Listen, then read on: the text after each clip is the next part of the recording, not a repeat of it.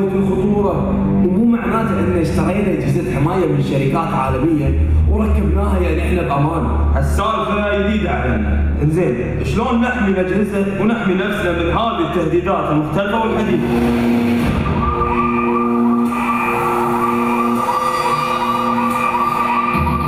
اوه، شو اللي قاعد يصير؟ راجل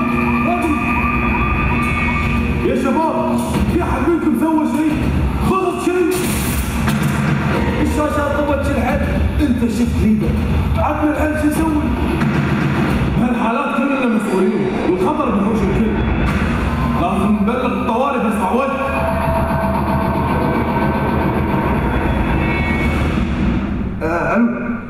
الو التليفون ما يشتغل، شو الدبره؟ ماكو الا الاتصال المباشر، كلم عمليات المطافي من خلال الراديو.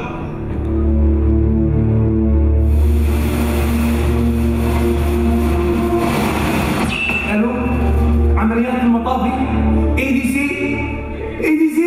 معك EDC، شلون اقدر اساعدك؟ معك عبد الله من الغاز بلانت، كنترول روم، وحده رقم 4 طافيه، وفي ريحه غاز قويه، وفي دخان كثير بالمكان.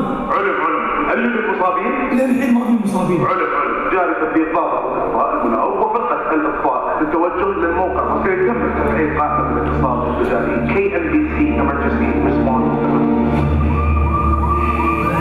The report is required by the officer to report the area.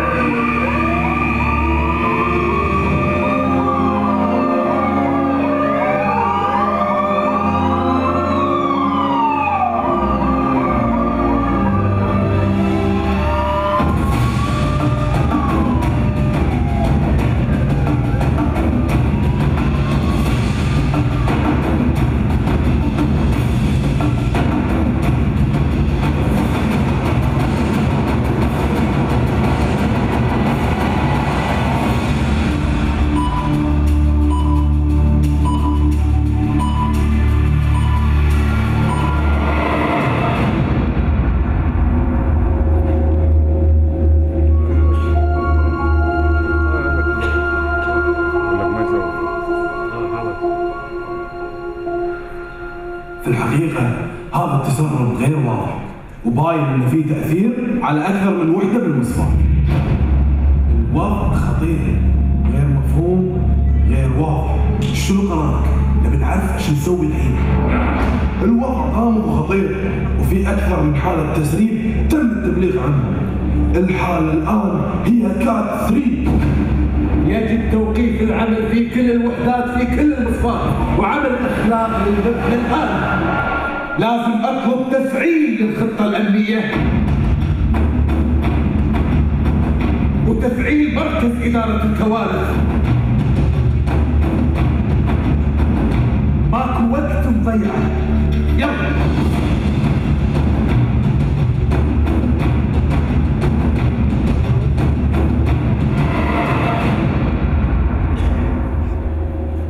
That was strange behavior.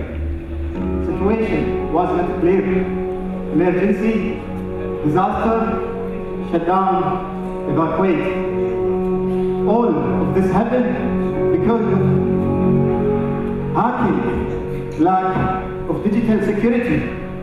The silent question come back. Are we ready? Are we ready? Please give a hand for my great colleagues.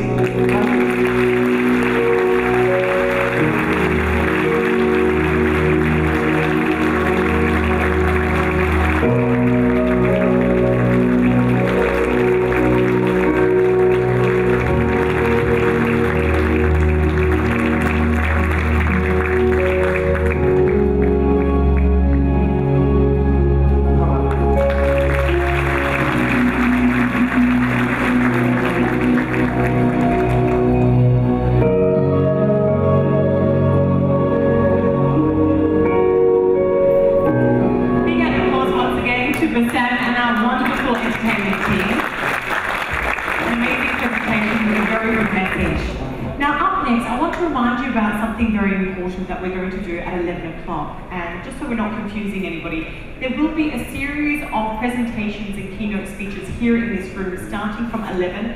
There will also be a workshop in the Brunei room, which is located inside the hotel, and the workshop will be delivered by Joel Langville. So that will start as of 11 o'clock. You must register if you want to attend the workshop, and to register, please speak to our registration team, because I believe that spots are limited. So once again, as of 11 o'clock, there will be a series of presentations conducted in this room as well as the workshop. You do have a choice as to which one you would like to attend. If you would like to attend the workshop, you just must register to make sure your name is there. We are now going to break for 30 minutes. So according to my watch now, it's 9:30, so we're going to reconvene here at 10 a.m. sharp. So please do enjoy your networking and of course a very light morning tea. Thank you once again.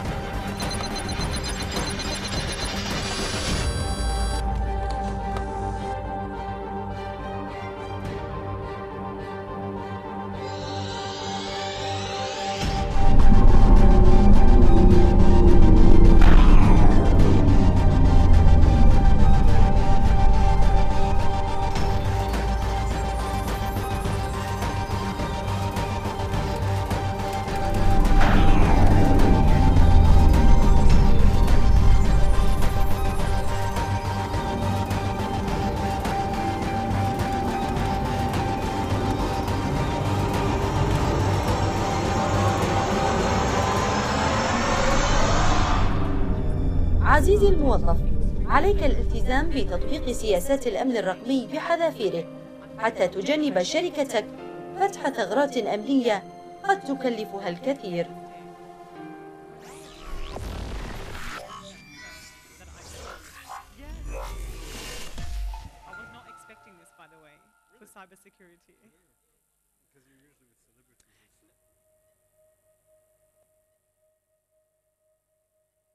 Now, it's my absolute pleasure to introduce the very first keynote speaker for the day.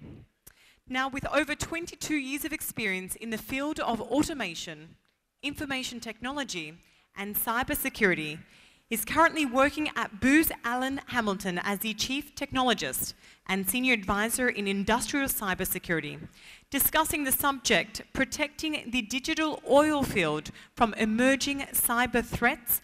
Please give him a very big warm welcome, Mr. Ayman Al-Issa.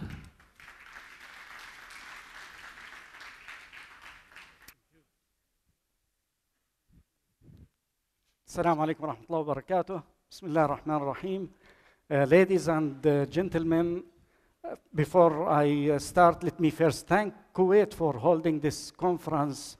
And let me say that as we see it today, that this is one of the best conferences that we have seen, with the distinguished speakers that we see here, and with this organization that has been done and prepared by KNBC and the organizing committee as well. So thank you first for the invitation, and thank you for giving us the chance to speak here in this conference. Yes. So to brief you about what I'm going to talk about during those 30 minutes, I'll be covering a glance about the digital oil fields, and then I'll move to the emerging cyber threats, and then I'll talk about ISO 99 IEC 62443, as I'm the co-chairman of Work Group 1 in the standard. Then I'll talk about the defense in-depth model and having cybersecurity by design. And we say from feed to EBC, and I mean from feed to EBC, from front-end engineering design to engineering, procurement, and construction, we need to see cybersecurity implemented in all stages of the project life cycle. We have noticed that implementing cybersecurity at the early stages of the projects costs less than 5% of what could be paid to implement security if it's done after what we call the hardware and software freeze phases of the projects when we develop industrial control system projects. So let me go ahead with the presentation, but before I talk about cybersecurity, let's talk about Galtur. It's a nice place in Austria, and it's one of the places that you can go for skiing. I know that you are planning for your vacations. And let me tell you that this is one of the nice places to go to. However, if you know about this place, you'll find that Austrian government have distributed the area in Galtur into 3 regions. One is red, green, and yellow. So in red, you are not allowed to build any house. In green, you can build houses, it's safe. In yellow, we advise you not to build house, but they noticed that those who build houses in the yellow area, they build them with more measures that can enable them to resist avalanches that could happen at any time. 1998, February, an avalanche took place. The fatalities were 31. All of them were living at the green area. So we are talking about the fatalities in the green area that was supposed to be a safe and secure area. And this what was the result. So Galtur suffered of this avalanche, and security zones that we create might fail at some time. Why? Because whatever we build, whatever we secure, we cannot say that we have a full secure system.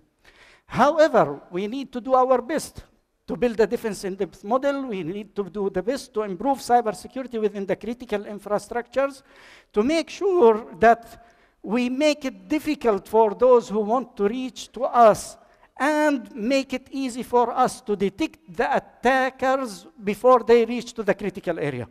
Today, we cannot depend only on cybersecurity alone. We need to depend on cybersecurity and vision, being able to detect the threats on an early stage. So, back to the digital oil field. And when we talk about digital oil field, in reality, we are talking about the features that we can have in the digital oil field. And we were talking about digital oil fields from 2000 or 1998. Shell started to do some work on smart well completions and smart wells. And on 2007, we have seen also in Brunei, we have seen a digital oil field, or what we call a digital oil field. And today, when we ask ourselves, do we have a digital oil field, for example, here in Kuwait? Do we have a digital oil field in some areas? The reality that we need to realize is that we have features of the digital oil fields. We do have smart oil fields. We have smart, for example, field devices. We moved into multi-phase flow meters. We have real-time data that we get from the historians. We have rotating machinery monitoring centers where we get the data from the rotating machinery.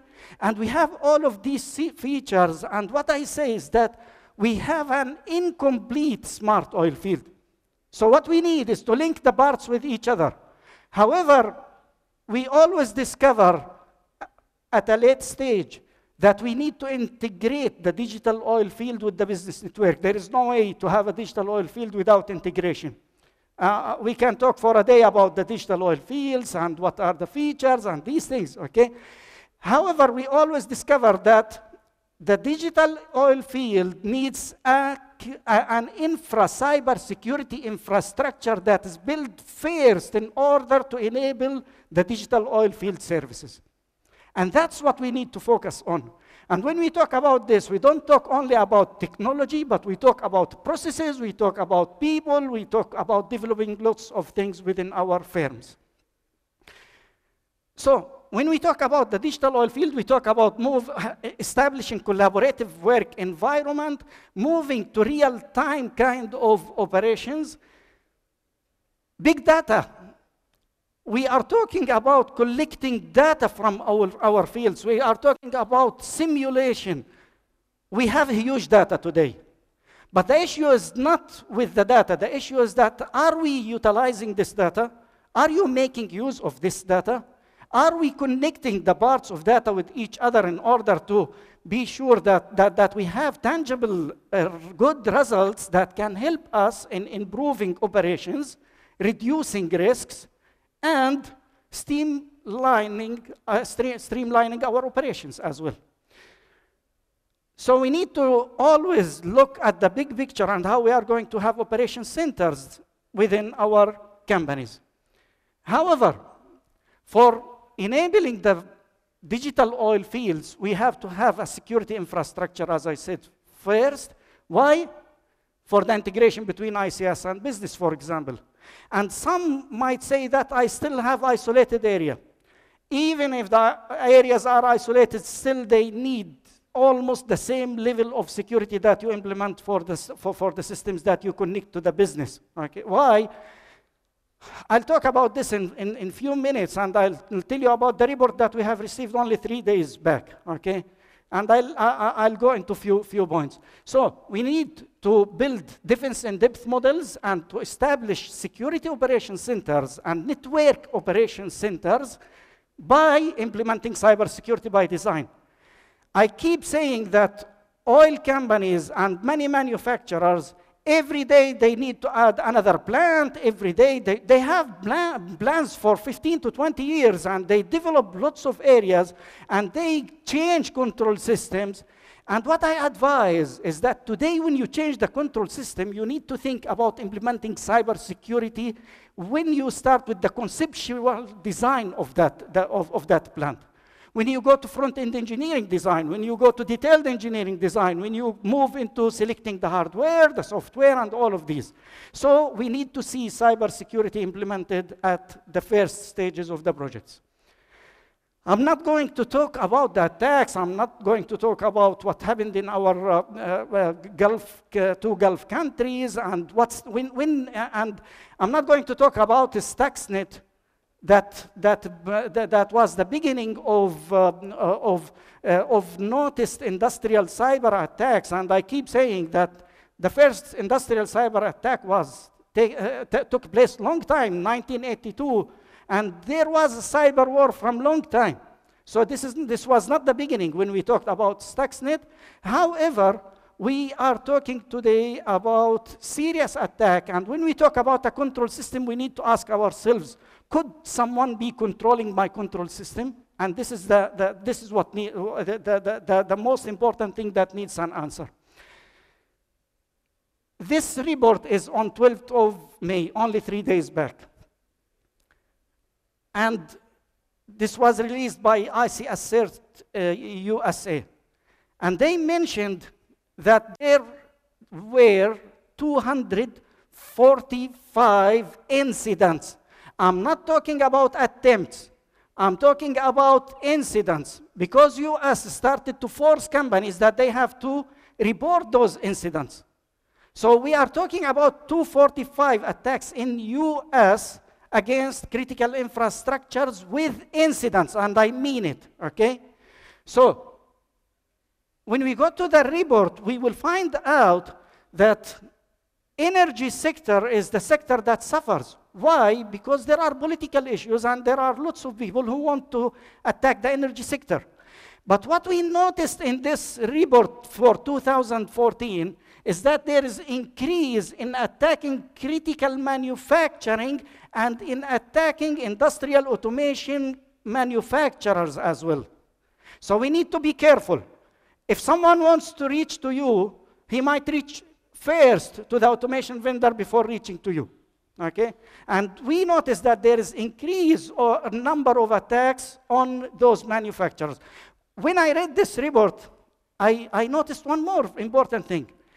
In the report, they could not find what are the roots of the attacks. So in most of the attacks, there is no clue who was behind these attacks. Why? Because we don't have logging mechanisms within our control system. So, I'm talking about cybersecurity log systems that can enable us to know how to talk about what happened. What we do is just we come and we try to collect to collect some logs or to collect some data that will enable us to do forensics. However, in most of the situations, we don't know who was behind these attacks. And this report's really worth going through because there are lots of facts that we can learn out of this report. So we noticed that, and this is not from today, that we moved from viruses and and attacks that can destroy a computer, or for example, can steal data, into attacks that can increase the pressure for example, in a pipeline. Or some of you might say that we have a DCS system, but we have a fire and gas system, and we have emergency shutdown system, and the emergency shutdown system should react whenever anything could happen. But do you know, and don't you think that those hackers and attackers, they know the story? What if the attacker created a denial of service attack and the emergency shutdown system did not receive the information that it's supposed to receive? It's not going to do anything. It's not going to react. What if someone managed to have control on the process shutdown system? Okay, or of these. All these scenarios are possible. And by the way, there are multiple incidents with fatalities that took place this year, in 2014, in a number of critical infrastructures. And I'm sure, and we have lots of people that are aware about this. And now, protecting the critical infrastructure is at the top of the most important issues to countries. Now, so we talk about loss of lives, we talk about damage to critical infrastructures, we talk about loss of production, and we talk also about damage to the environment. So this is what we need to work on avoiding. I'll move to the standard, and I'll say that in ISA 99, IEC 62443 standard, we focus at security assurance levels and cybersecurity part of protecting the control system. However, many of us who work on the control systems, they know about SILs, safety integrity levels. Security assurance levels have been driven from the same principle, where you will see that we have 4 security assurance levels, and companies today, they come and they say, can I reach to security assurance level 4 in cybersecurity? And let me say that it's very difficult. It's very difficult. So only selected number of systems can